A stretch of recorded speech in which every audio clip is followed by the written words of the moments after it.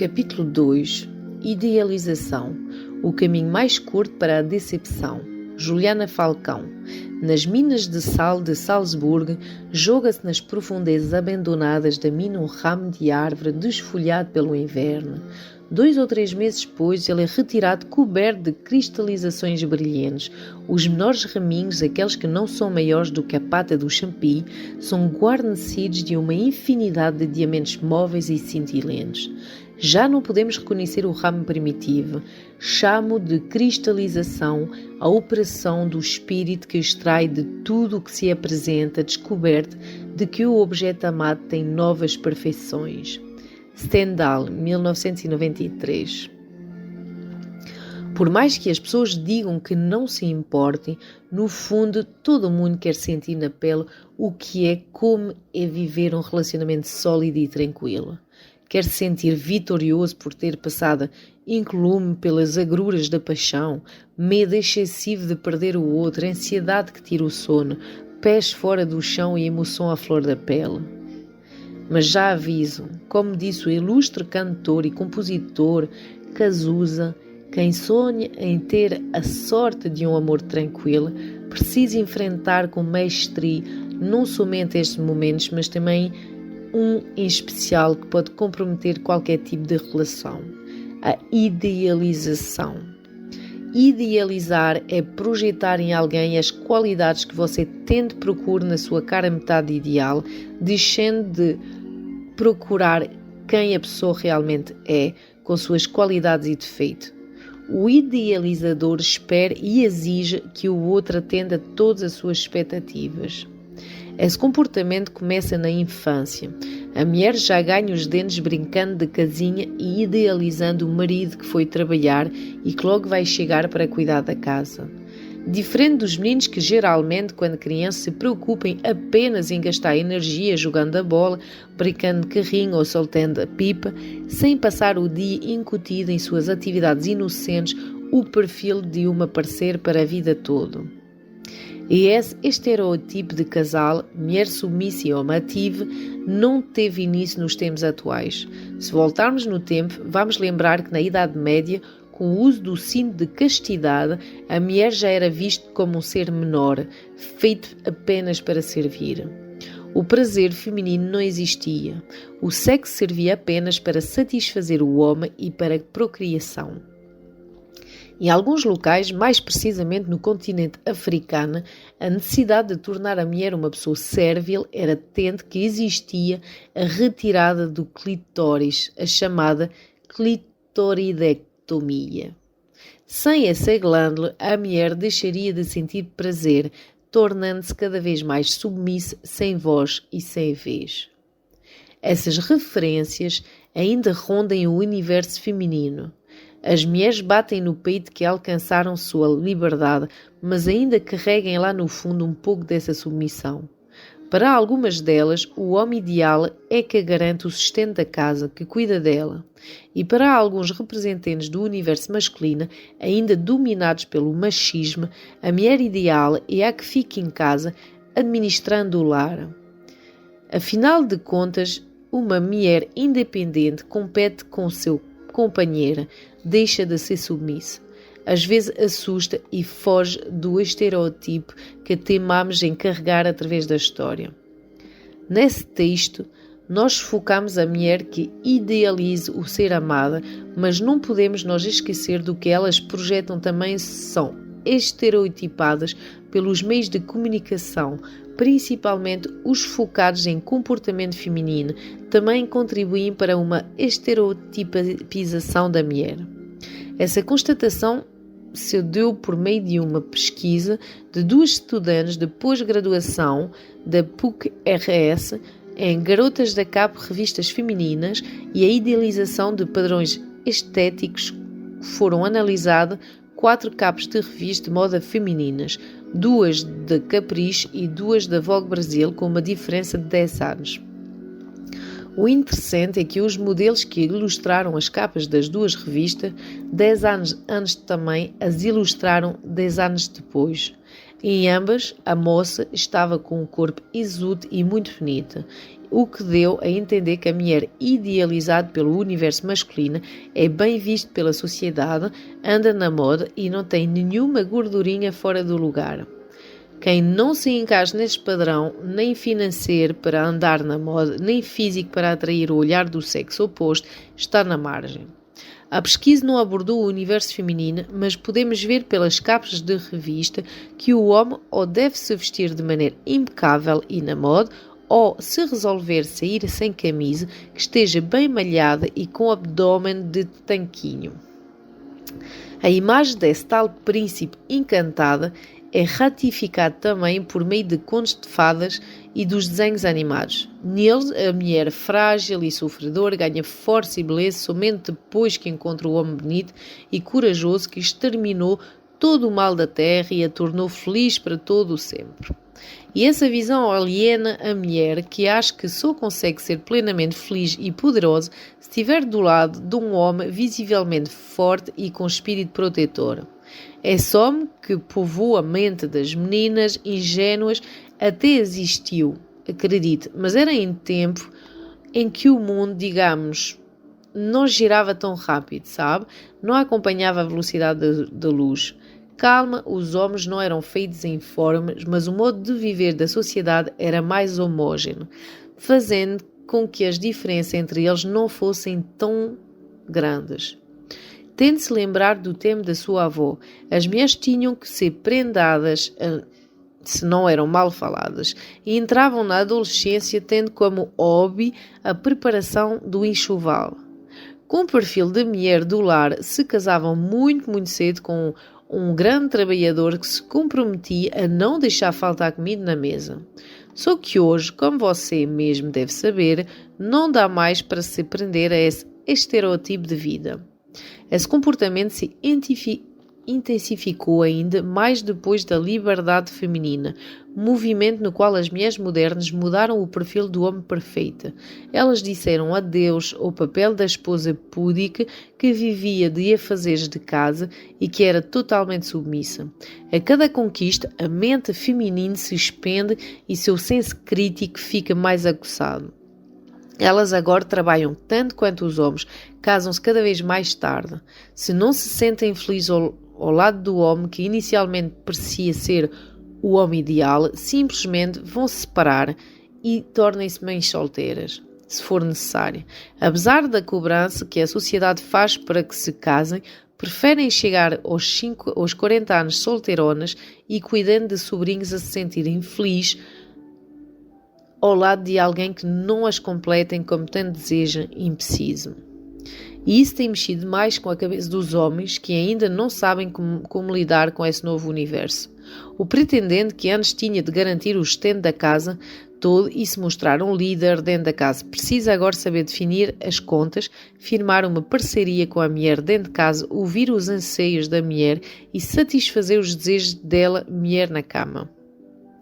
O grito de liberdade da mulher tirou o homem da zona de conforto e do papel de dominador e conquistador.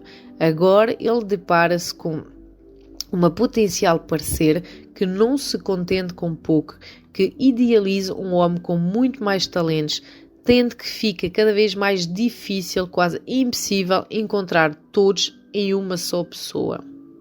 E quem ainda não entendeu isso vai passar muito tempo se frustrando e achando que o mundo é uma porcaria que torce contra. Hoje, minha querida, só consegue construir um relacionamento feliz quem encontra o outro sem esse estereotipo, sem amarras, sem se prender ao príncipe que povoou os mais profundos sonhos femininos na infância e nos filmes românticos. Quando idealizamos demais quem está à nossa frente, não aceitamos sua verdadeira personalidade, não permitimos que ela se desnude para nós. Se o pretendente mostra alguma qualidade que não estava no nosso script, ótimo, é uma surpresa muito boa, mas se ele sai da linha que traçamos, pronto, deixa de ser a pessoa dita na nossa cabeça como apta a nos fazer felizes. O ser humano, numa forma geral, não está preparado para se decepcionar e, para evitar esse tipo de sentimento, prefere projetar determinadas características no seu ser amado, a correr o risco de conhecendo de verdade e percebendo que ele não é quem tanto se espera. Esse é um caminho curto para a decepção. Na busca por uma cara metade, podemos desenvolver a triste mania de acharmos que o outro chega pronto e acabado, com o objetivo de fazer exatamente tudo o que queremos, de resolver todos os nossos problemas e trazer consigo a fórmula do amor, da felicidade. Quando, na verdade, os relacionamentos nascem da troca cotidiana de vivências. À medida que as pessoas vão se conhecendo, vão também se lapidando, se preparando para deixar o outro mais adequado para um relacionamento duradouro. Mas, amiga, ninguém é responsável pela felicidade do outro. É sentimento buscado com tanto afinco por todo ser humano, já está dentro dele, basta procurar fazê-lo aflorar. A cara metade, a alma gêmea, ou como você quiser chamar, vai se encarregar de trazer apenas um temperinho para deixar a sua vida mais agradável. Quando estamos em busca de um parceiro para toda a vida, achamos que o outro não pode ter defeitos, não pode nos causar um pingo de aborrecimento. Só que nesse ponto somos egoístas, pois nós também temos defeito e ingenuamente achamos que o tal príncipe precisa simplesmente engoli-los, aprender a convidar com eles. E esse comportamento é mais ou menos evidente dependendo do nosso grau de carência. Quando estamos nos sentindo muito sozinhos, ficamos menos seletivos e nós entregamos o primeiro homem que nos diz palavras de conforto. Aceitamos todos os defeitos dele e nós deixamos apaixonar, mesmo que esse rapaz não tenha nada a ver com a mulher, tenha defeitos que ela abomina. Já as mulheres que sabem lidar bem com a carência e com a ansiedade são mais seletivas e preferem esperar alguém que se pareça mais com elas ou que tenha defeitos que elas estão dispostas a aturar, a ter que se entregar para o primeiro que se apresentar e se sentir infeliz depois que a paixão inicial for embora. Esse comportamento é típico de uma pessoa também carente, daquele que acha que só tem que receber carinho em vez de olhar para dentro de si e tentar ser melhor para si mesmo e, consequentemente, para o outro. Ninguém aguenta só dar ou só receber. Relacionamento nasce de uma troca consciente e madura. É uma via de mão dupla. Não dá para ser feliz ao lado de alguém que não retribui o amor que recebe. Chega uma hora em que a pessoa que dá além do que consegue para tentar suprir a demanda do outro, começa a cobrar um mínimo de receptividade. Essa cobrança vem carregada de frustração. Sempre. Achar que o outro tem um formato de corpo e personalidade é fechar os olhos para o mundo real, para as pessoas reais. É não entender que todo ser humano evolui, como profissional, como indivíduo, para acompanhar o mundo moderno e encontrar meios de trilhar seus próprios caminhos. Cada um teve sua criação, seus amigos, sua formação de caráter. Foi moldado de acordo com o que viveu. Ninguém vai cair no nosso colo pronto e acabado de jeitinho que sempre sonhamos.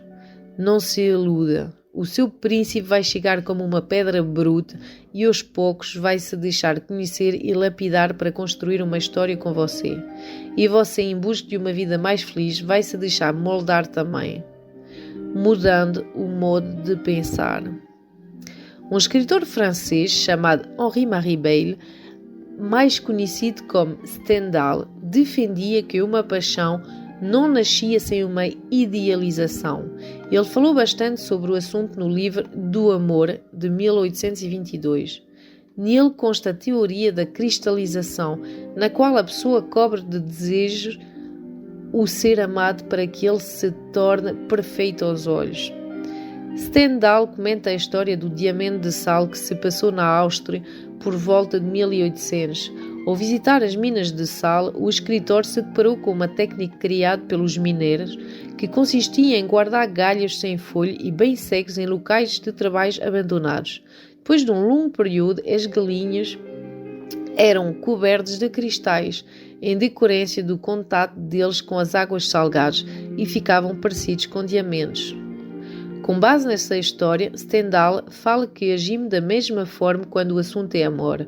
Isso porque a paixão não nos permite, em primeiro momento, perceber o outro como ele é realmente, porque ele ainda é fruto de uma idealização. Mas com o tempo, o fogo da paixão se acaba, e o que fica é o galho seco. Nessa hora, o ser amado perfeito mostra a sua verdadeira face e nos causa decepção. E é nessa fase que o amor profundo, que o relacionamento verdadeiro começa, quando mesmo sem a máscara da idealização ou da água salinizada que transformou o galho em um diamante, continuamos admirando aquela pessoa que está ao nosso lado, o sonho perfeito se desfaz e o amor se solidifica. Aí sim, as duas pessoas, agora com os pés no chão, podem construir uma relação sólida. Assim, segundo Stendhal, uma pessoa apaixonada identificava todas as perfeições naquele que ama. No entanto, a atenção desta ainda pode ser distraída, pois a alma se sacia de tudo o que é uniforme, até mesmo da felicidade perfeita. Nesse trecho, o autor nos mostra como, em Salzburgo, na Áustria, quando alguém lançava na mina de sal abandonado pelo inverno um pequeno galho seco, ao passar de algum tempo, poderia vir buscar um linde brilhante no lugar daquele, dado o efeito do contínuo depósito dos cristais de cloreto de sódio sobre aquela pequena madeira sem vida.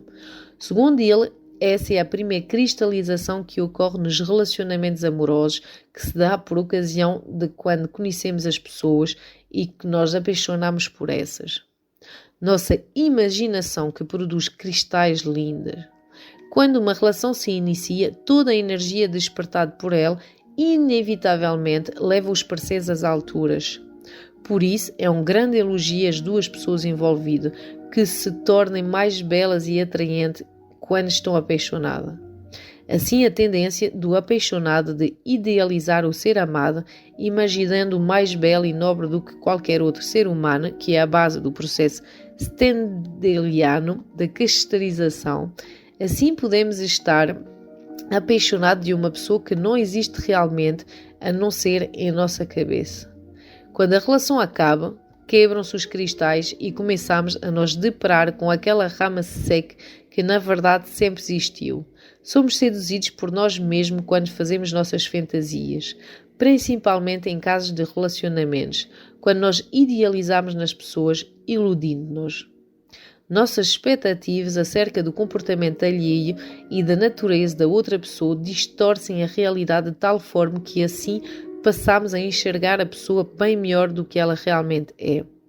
Bom, se normalmente as pessoas, sobretudo nos primeiros encontros, enfatizam suas qualidades e escondem suas falhas, com a combinação do fator distorção para a pessoa, na qual diretamente contribuímos, temos aqui a fórmula do príncipe encantado ou da princesa encantada. Afinal, com uma infalível combinação destes dois elementos, quem resistiria ao seu arrebatante produto? Quem quer seduzir vai mostrar o que existe de bom naquele proposto, que é acompanhado de omissão dos elementos negativos que podem inclusive negar o que se fala ou apresenta. Faz com que o seduzido torne-se preso de um sentimento manipulado. E é exatamente isso que acontece com a pessoa pela qual nos apaixonamos no interior das nossas mentes. Depois de descoberto, pode ser tarde. Contudo, devemos nós lembrar que, no fundo, quem são essas pessoas às quais depositamos nossas melhores expectativas? São meramente galhos secos com muito pouca diferença uma das outras. Em outras palavras, só mudem de endereço e o mal que nos cosem. Ou o exemplo dos galhos de Stendhal passou muito tempo observando. O segundo e mais importante modelo de cristalização proposto pelo romancista é mais traiçoeiro e ocorre bem mais posteriormente.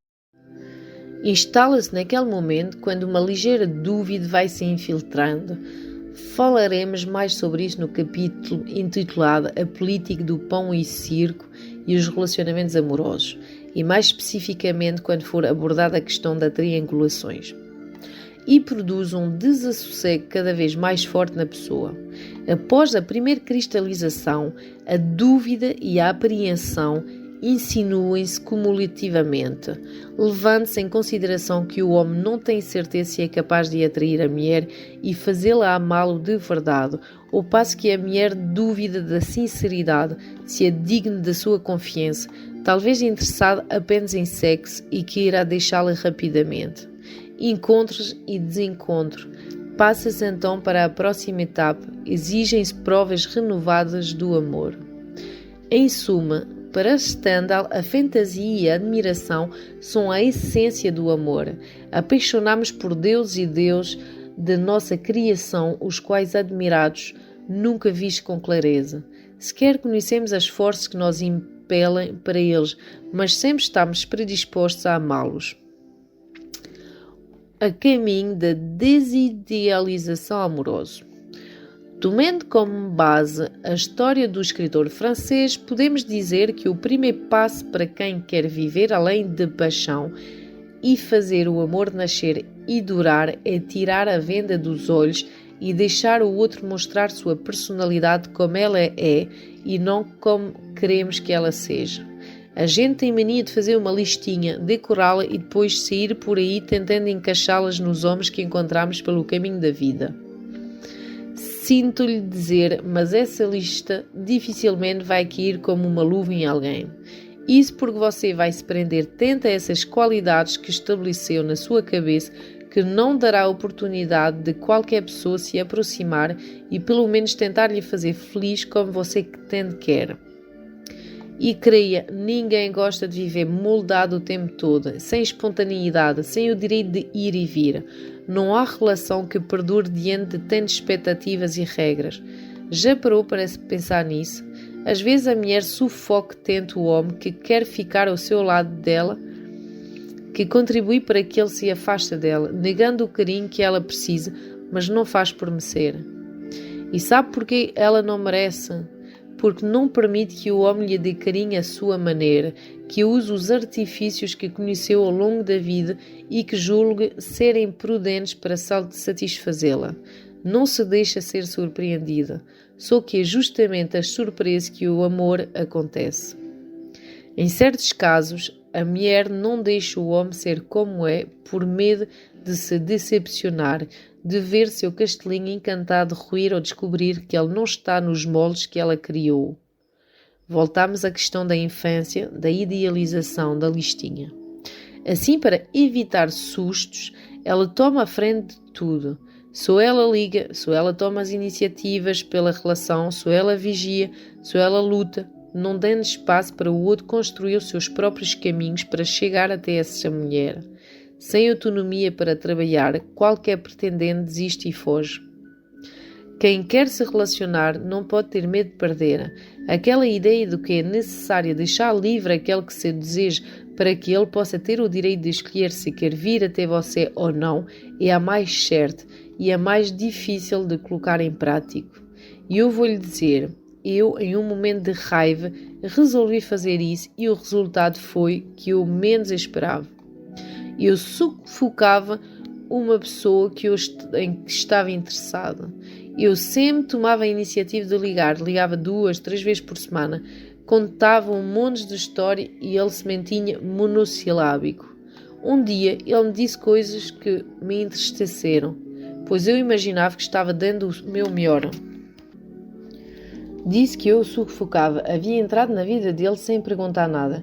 Aí eu resolvi que não ia ligar mais. Depois de algumas horas pensando no que havia ouvido, eu me dei conta que apenas aquelas palavras me fizeram crescer, mas como não era o que queria ouvir, fiquei chateado e tomei a decisão de não ligar para ele por algum tempo.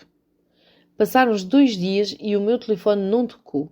Jurei para mim mesmo que se ele não ligasse no 3º dia, eu ia ligar e dizer tudo o que estava entalado na minha garganta, toda a mágoa que ele me fez sentir num primeiro momento. Para minha surpresa, no 3º dia, ele ligou-me como se nada tivesse acontecido. Resolvi não chatear, para ver até onde as coisas iam, e tivemos uma conversa muito produtiva, daqueles que a gente nunca tinha tido antes. Foi aí que entendi o quanto a liberdade do outro é preciosa e benéfica, o quanto esse gesto imprescindível é necessário para o outro sentir a vontade. Confesso que tive medo que ele não ligasse mais, mas estava tão chateado que foi a raiva que impulsionou a não manter aquela postura de mulher carente e possessiva que mendigava a atenção dele. Mas o resultado foi tão positivo que valeu a pena o esforço, valeu controlar a ansiedade que me fazia tão mal. Então, leitora, tente fazer isso também. Dê liberdade para o outro viver, tomar a decisão de querer ou não te ligar, de querer ou não saber como foi o teu dia. A mulher tenta driblar a insegurança, tomando as rédeas da situação, controlando os sentimentos e passos do outro para evitar qualquer tipo de sofrimento. E por meio dessas atitudes que a gente vence o desejo de moldar o outro no estereotipo que criamos. E nessa fase em que as pessoas estão se conhecendo, é preciso caminhar com cautela, sem muitas expectativas. Se ele não ligar, vai doer com certeza, mas é melhor doer agora do que depois que a paixão já tomou conta de você. Aí a dor é intensa. E você não vai poder culpar ninguém, pois foi você que não teve autocuidado lá no começo e deixou que as coisas chegassem a este ponto. É isso mesmo, no começo de um relacionamento as pessoas precisam de preservar para não sofrer à toa, não tirar os pés do chão, achando que está vivendo um conto de fadas. Princípios como os dos filmes e dos livros não existem. Podem ser parecidos, ter uma ou outra qualidade, mas igualzinho não. A palavra de ordem é calma, regada e muito amor próprio e zelo. Querer que um relacionamento dê certo é o sonho de qualquer pessoa, mas a pressa não vai ajudar a resolver este problema. Ela é sinónimo de ansiedade excessiva e traz como consequência relações efêmeras e movido pela paixão. Desprenda-se de todos os seus estereotipos e começa a ouvir mais o outro, a observar. E não vá achando que só ele tem defeito, e muito menos que ele é um poço de virtudes. Você também tem os seus e certamente muitos deles não vão agradar o seu pretendente. Também não evite pequenas discussões, elas certamente ajudarão a moldar a relação que está nascendo. Lapidação dói, muito, mas sem ela não existiriam pessoas melhores, nem para elas mesmas, nem para os seus companheiros. Lembre-se dos diamantes de sal citado anteriormente. Esses pequenos ajustes vindos em formas de longas conversas e discussões ajudem a arrancar aquelas pedrinhas brilhantes que escondem o verdadeiro ser amado. Aquelas pedrinhas que são alimentadas pela paixão vão caindo, nós deixando ver a verdadeira beleza dos galhos secos. Diálogo, mais uma arma contra a idealização. Quando falamos em idealização, não podemos nos limitar apenas à lista de qualidades que uma pessoa precisa ter para que nós apaixonamos por ela. Precisamos ter a consciência de que, em muitos casos, o idealizador monta em sua cabeça a estrutura completa de um relacionamento feliz, a quem já tenha esquematizado como serão os filhos, detalhe do dia-a-dia da família que deseja criar e a forma como vai superar determinados desafios. Planejar é sim necessário e faz parte da vida de qualquer ser humano. Sem essa etapa, muitos dos nossos sonhos não saem no papel. No amor também é assim, mas com uma diferença. Temos apenas uma ideia do que queremos. Quantos filhos pretendemos criar, o que esperamos da pessoa que estará ao nosso lado e de que forma vamos sustentar essa família. Como disse, é apenas uma ideia, não uma regra que deve ser seguida, custa o que custar. E essa visão limitada de amor passa a perder força à medida que os sintomas da paixão também perdem força, nós permitindo a colocar os pés no chão, tirar a venda dos olhos e perceber que o outro não é a cara do Brad Pitt e que não é perfeito como os desenhos da Disney. E quando isso acontece, é hora de incluir no dia a dia atitudes mais racionais, como um bom diálogo, por exemplo. Isso porque uma vida a dois não se sustenta apenas com beijos, abraço, tesão e sexo. Com o tempo, os traços físicos que inicialmente nos chamaram a atenção naquela pessoa sofrerão com a força do tempo e apenas sobreviverão de maneira mais intensa o companheirismo e a amizade que se fortalece por meio de palavras e gestos. Se você não está pronto para conversar racionalmente com o seu parceiro, com o intuito de conhecê-lo, sinto-lhe informar que você não está pronto para viver um relacionamento. É fato. No começo de uma vida a dois, o que menos existe é a conversa bem conduzida. A paixão é tão avassaladora, nos dá asas tão grandes que nem sempre temos disposição para dar menos atenção aos suspiros e colocar o pé no chão para conhecer e investigar a pessoa que nos causa tanta frição. O que importa é sentir o calor do corpo do amado, ouvir o ruído do sorriso dele, a maciez do cabelo, ficar horas contemplando cada partezinho do corpo dessa alma gêmea. Só que a paixão se esvai em meses, anos talvez, e a pessoa à nossa frente passa a não ser tão perfeita quanto antes e os defeitos chegam até mesmo a causar certo desânimo. E nessa hora é preciso aprender a falar. Sem a nuvem da paixão pairando na nossa cabeça, fica mais fácil superar a imagem que projetamos nessa pessoa, que parecia um príncipe saído dos contos fados, mas que agora mostrou que arrota na mesa, fala alto e tem chulé. Por meio de boas conversas contraídas e muita observação, nós conhecemos melhor o outro, sua história, seus anseios.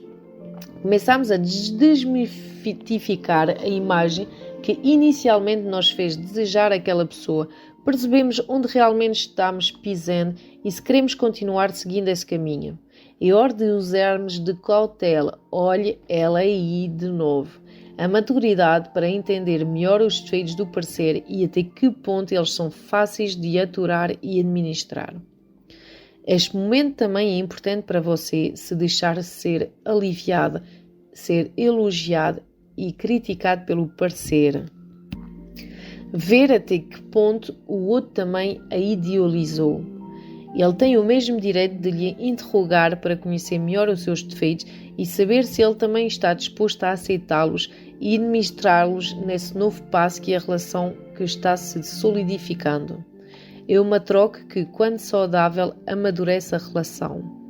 Por meio de um bom diálogo, usamos o outro para olharmos para nós mesmos. Ou seja, damos a liberdade para o outro apontar os defeitos que nem sempre percebemos ou nem sabíamos que existiam e fazer de nós pessoas e mentes melhores. Quando abrimos nosso coração e falamos da nossa vida para alguém sem rodeios, principalmente se gostamos dessa pessoa e a queremos ao nosso lado, deixamos que ela percorra nossa história em busca de pontos bons e ruins que possam tornar o relacionamento que está sendo construído mais sólido. A partir do momento em que o outro aponta os pontos bons da nossa personalidade, passamos a nos policiar para torná-los cada vez mais constantes. E se são ruins, conversamos com o nosso parceiro na esperança de entendê-los e amenizá-los para tornar a vida do outro mais branda e feliz ao nosso lado. Parece simples, não é? Mas não é. Essa etapa muitas vezes é árdua para pessoas que não estão acostumadas a falar delas mesmas, a jogar no lixo a idealização que torna as relações e as pessoas tão irreais.